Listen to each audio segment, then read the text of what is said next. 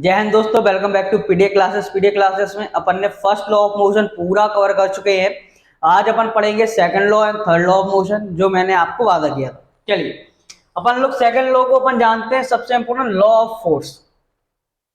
तो फोर्स तो मैंने पढ़ा दिया था, फोर्स क्या कहलाता है, फोर्स एंड पुल बता दिया था, कॉन्टैक्ट नॉन कॉन्टैक्ट फोर्स बता दिए थे। आज लॉ ऑफ फोर्स पढ़ेंगे, इसी को अपन सेकंड लॉ ऑफ मोशन भी जानते हैं। अमाउंट ऑफ फोर्स, फोर्स कितने अमाउंट में किस ऑब्जेक्ट पे लगना है, यही बताता है अपना लॉ ऑफ मोशन। ठीक है, इसके साथ अपन पढ़ेंगे मोमेंटम, किस अमाउंट में किस बॉडी में कितना मोशन होगा, ये बताता है उसका मोमेंटम। क्लियर? सॉरी, मोमेंटम क्या कहलाता है? Mass into velocity. ऐसा यूनिट ध्यान रखिएगा, किलोग्राम मीटर पर सेकेंड। कुछ एग्जांपल्स देखते हैं। Sorry, a train moving, train move करती है। A ball flying in the air, ball fly करती है। Heavy truck moving, a bullet fire. ये सारे एग्जांपल्स आते हैं आपके लॉ फोर्स फोर्स में, सॉरी लॉ ऑफ फोर्स में। इसी को सेकंड लॉ ऑफ मोशन कहते हैं अपन। क्लियर?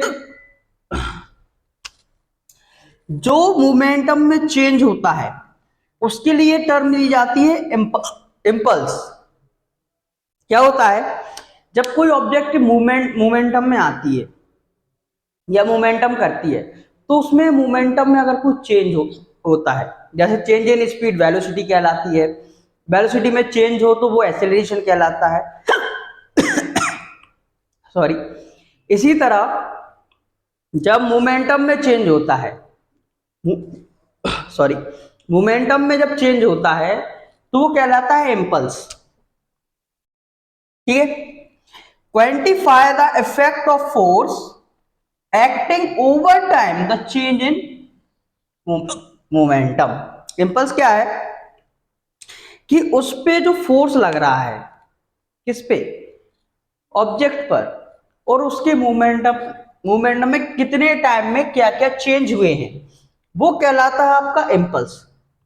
जैसे ये ऑब्जेक्ट है, ये मोशन में है, मोमेंटम कर रहा, मैंने इसको आगे जाके फिर रोक दिया, फिर आगे गया फिर रोक दिया, तो ये कंटिन्यूस में मोमेंटम में चेंज हो रहा है ना। एक बार हुआ, फिर मैं सॉरी फिर मैंने इसकी मोमेंटम को चेंज किया, फिर हुआ, फिर मोमेंटम को चेंज कर दिया, ये कहलाता है आपका इंपल्स। इंपल्स एक वेक्टर क्वांटिटी है जिसको अपन जे से डिनोट करते हैं।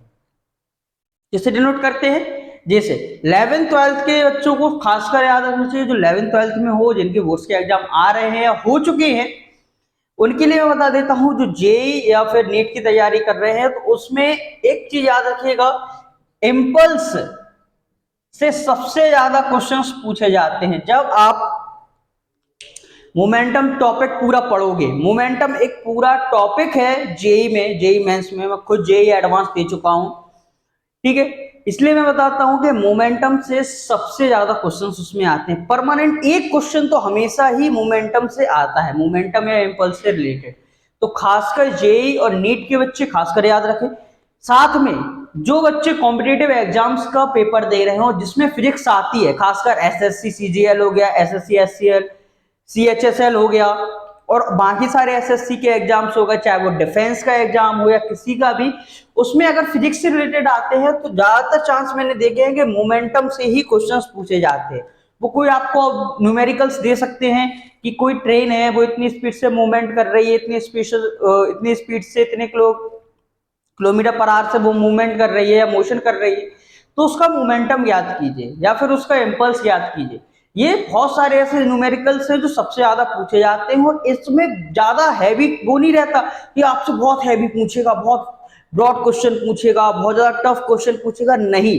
वो क्वेश्चंस बहुत सिंपल्स होते हैं, बहुत ही सिंपल, लेकिन उनमें सबसे ज्यादा यूज होता है आपकी नॉलेज, आपके कॉन्सेप्ट कितने क्लियर है। अगर आपके कॉन्सेप्ट क्लियर नहीं होंगे उस जगह के, आप वो क्वेश्चन सॉल्व नहीं कर पाओगे। प्रैक्टिस कर लो, मैं ये मानता हूं प्रैक्टिस कर सकते हो आप लोग, प्रैक्टिस करते भी हो।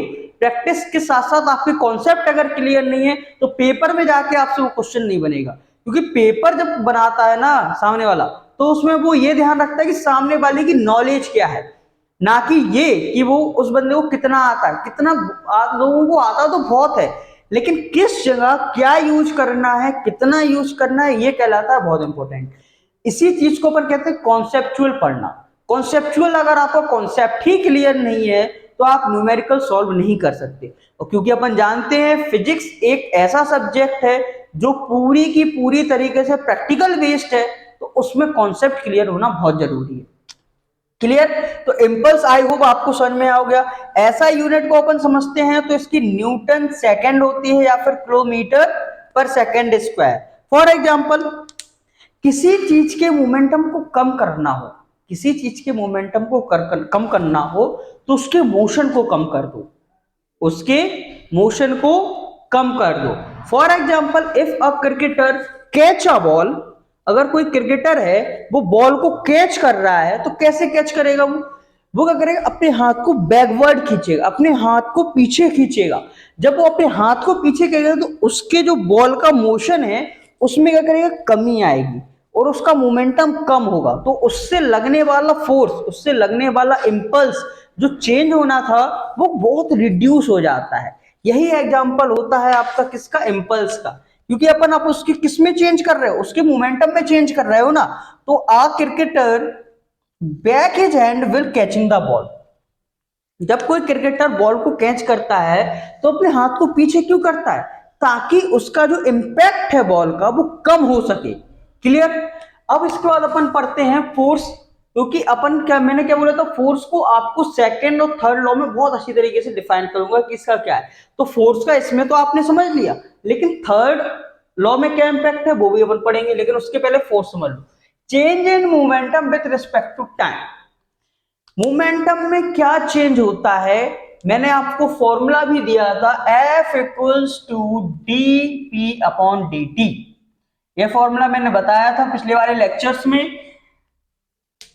फोर्स इक्वल्स टू क्या होता है? Change in momentum change in time, change in momentum change in time. Force equals to कितना? Mass into acceleration. मैंने आपको बताया था कि फोर्स डिपेंड करता है किसी भी ऑब्जेक्ट की मास के ऊपर। क्लियर? फोर्स इक्वल्स टू, ये फॉर्मूला लगा है D P upon D T.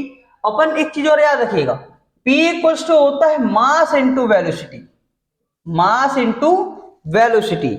यही कहलाता है आपका मोमेंटम। और मोमेंटम अगर मास किसी का अपन कांस्टेंट कर दें, मास किसी का अगर कांस्टेंट कर दें तो उसकी वेलोसिटी और change with respect to time, ये भी आपको फोर्स को डिफाइन करता है।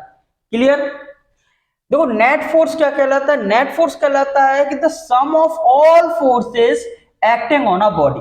जैसे मैंने कोई ऑब्जेक्ट लिया, ये ऑब्जेक्ट मैंने ले लिया, कोई स्टोन है ये, ठीक है। मैंने इस पे पहली बार फोर्स लगाया F1 का, फिर दूसरी बार मैंने फोर्स लगाया F2 का, फिर तीसरी बार लगाया F3 का। ऐसे कंटिन्यू में उस पे कई बार अलग अलग तरीके से इस पे फोर्स लगाकर इसको थ्रो करता रहा। अब मैं बोलूं इस स्टोन पर मैंने नेट फोर्स कितना लगाया, तो मैं इन सभी का सम कर दूंगा, F1 plus F2 plus F3 dot dot many mores. जितना ज्यादा अपन फोर्स उस चीज पे बार बार अलग अलग करके लगाएंगे, उस सभी फोर्स को अपन अगर टोटल कर दें तो वो बनता है अपना नेट फोर्स। नेट फोर्स का फॉर्मूला क्या होता है? F1 F2। ये इससे रिलेटेड एसएससी सीजीएल में आपका 2018 में क्वेश्चन आ चुका है। नेट फोर्स से रिलेटेड आपका एसएससी सीजीएल में 2018 में क्वेश्चन आ चुका है। इसलिए आप कोई भी टॉपिक्स को ऐसा नहीं समझ सकते कि ये इंपॉर्टेंट नहीं है। सारे टॉपिक्स में यहाँ जितने भी पढ़ा रहा हूँ सारे ऑल कॉम्पिटिटिव एग्जाम से रिलेटेड है। सारे जितने भी आपके डिफेंस के हो गए, चाहे वो एसएससी का हो गया, चाहे वो और कोई कॉम्पिटिटिव एग्जाम हो, उसके लिए आपके ये सारे टॉपिक्स बहुत इंपॉर्टेंट है। ठीक है, नेट फोर्स का आपको एग्जांपल मैंने बता दिया क्या कहलाता है। अब इसके बाद अपन पढ़ते हैं third law of motion. Upon first law कर चुके हैं कंप्लीट, सेकंड लॉ कर चुके हैं, अब आता है अपना थर्ड लॉ। थर्ड लॉ का कहलाता है, इसी को अपन को जाते हैं, इस लॉ को बहुत अच्छे तरीके से अपन जानते हैं, किस नाम से? Action is just equals to reaction. ये अपन ने बहुत बार सुना है कि action is just equals to reaction. यही लॉ कहलाता है आपका थर्ड लॉ। क्लियर? अब इसको अपन एक बार डेफिनेशन से पढ़ते हैं। When one body exist a force on a other body, कोई एक बॉडी जब किसी दूसरी बॉडी के ऊपर फोर्स लगाती है, the first body experience a force which equals to a magnitude in opposite direction. पहली बॉडी को जो फोर्स एक्सपीरियंस होता है वो इक्वल होता है या फिर इक्वल होता है और अपोजिट डायरेक्शन में फोर्स लगता है। फॉर देखो ऐसे कभी कभार डेफिनेशंस नहीं आती समझ में। ऐसे समझो कि ये कोई बॉक्स है, एक बंदा यहां से 5 न्यूटन का फोर्स लगा रहा है, एक बंदा यहां से 5 न्यूटन का फोर्स लगा रहा है, दोनों 5 न्यूटन का फोर्स लगाकर इस बॉक्स को खींचने का ट्राई कर रहे हैं। अगर इसका फोर्स और इसका फोर्स दोनों इक्वल है तो एक दूसरे को कैंसल आउट कर देंगे और बॉक्स रेस्ट कंडीशन में ही रहेगा, मतलब जिस कंडीशन में है वो उसी कंडीशन में रहेगा।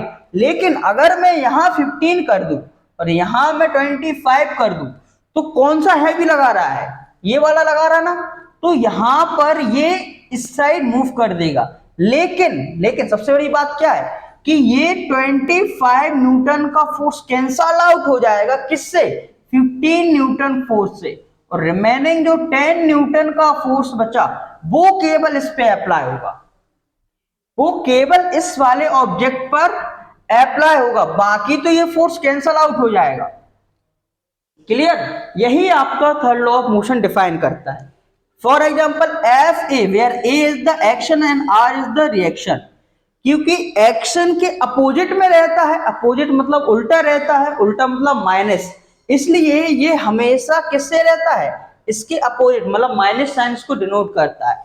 Force of every action equal and opposite reaction, सामने वाले पे जो एक्टिंग फोर्स लग रहा है वो उसी का ही सेम फोर्स आपको एक्सपीरियंस हो सकता है दूसरी साइड, क्योंकि वो क्या कहलाता है, थर्ड लॉ ऑफ मोशन। इसका बेस्ट एग्जांपल है, आपने कभी अगर गन चलाई हो, अगर फॉर एग्जांपल आप कभी चलाओ भी तो आप एक्सपीरियंस करोगे कि जब आप बुलेट को फायर करते हो तो जो एक्शन बुलेट करती है अपने उस वाले पोर्शन से, निकलने वाले पोर्शन से जैसे ही बुलेट फायर होती है तो उसका एक बैकवर्ड फोर्स भी एक्सपीरियंस होता है। जितनी स्पीड से बुलेट, जितनी हाई पावर से बुलेट निकलेगी उतना ही या उससे कम थोड़ा फोर्स कहाँ होता है, अपने बैकवर्ड, अपने शोल्डर्स पर एक्सपीरियंस होता है। क्यों? क्योंकि वहां पर क्या होता है, action is just equals to reaction, reaction force उस पर अप्लाई होता है और रिएक्शन फोर्स ही अपन लोग एक्सपीरियंस करते हैं। क्लियर? बहुत सारे एग्जांपल है, अ swimmer, a man walk on the ground, a bird, a flying lying on the bed, sorry a person lying on the bed, gun fire. ठीक है, मतलब जब स्विमिंग करते हो आप पानी जितना उतना ही आगे जा सकते हो जितना पानी आप उसको पीछे फेंकोगे। आप जितना ज्यादा पानी पीछे फेंकोगे अपने स्विमिंग करने टाइम उतना ही ज्यादा आप क्या करोगे, आगे जाओगे। यही आपका third law of motion define करता है। आई होप आप लोगों को तीनों के तीनों लॉ कवर हो चुके हैं, तीनों के तीनों लॉस आपको समझ में आए होंगे। आशा करता हूं कि आप सभी को आने वाले टॉपिक्स भी पसंद आए। अगर आपको टॉपिक्स पसंद आ रहे हैं तो please like, share and subscribe the channel. I hope आपके सारे डाउट्स मैं क्लियर करूंगा। अगर आपको कोई डाउट्स क्लियर नहीं होते हैं तो प्लीज आप अपने कमेंट बॉक्स में हमारे पीडीए क्लासेस के चैनल पर जरूर आप उसको डालें। हम लोग ट्राई करेंगे आपके सारे के सारे डाउट्स क्लियर करने के लिए। और अगर कोई ऐसा टॉपिक है जो आप लोगों को मैं नहीं समझा पाया हूं या नहीं बता पाया हूं तो वो भी आप उस पर डालिए। हम ट्राई करेंगे आपके सारे के सारे टॉपिक्स को भी कवर करने का, सारे के सारे डाउट्स कवर करने का। रही बात न्यूमेरिकल्स की तो वो भी बहुत जल्दी मैं आपके सारे टॉपिक्स, जो टॉपिक्स कवर होते जाएंगे उनके शॉर्ट्स में आपके न्यूमेरिकल्स आते जाएंगे, उनको भी वॉच करिएगा। Thank you so much. जय हिंद, जय भारत।